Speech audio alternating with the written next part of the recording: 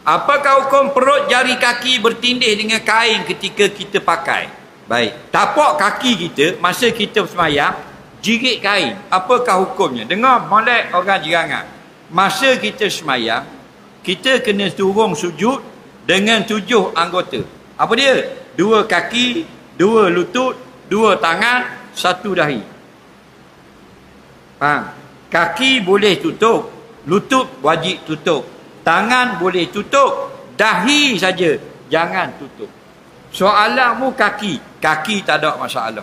Masa mu sujud berlapik dengan kain pelekat, sujud pakai stokeng pun sah. Sujud kakimu masuk celah piuh kepalamu, sah juga. Tak tahu nak belipak ke mana. Yang tak boleh berlapik dahi saja. Hak lain tak apa.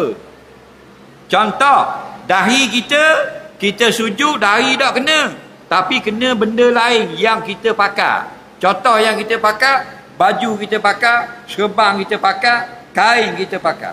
Contohnya, kita tidur, kita sujud, orang sujud atas telekung dia.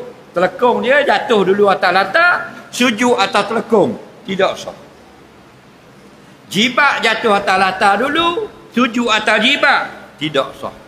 Kita letak tangan gini nak sujud atas lengan baju. Tidak sah. Ekor serban jatuh dulu, sujud atas ekor serban. Tidak sah. Faham lagi? Atau dia tak pandai pakai serban dia labuh.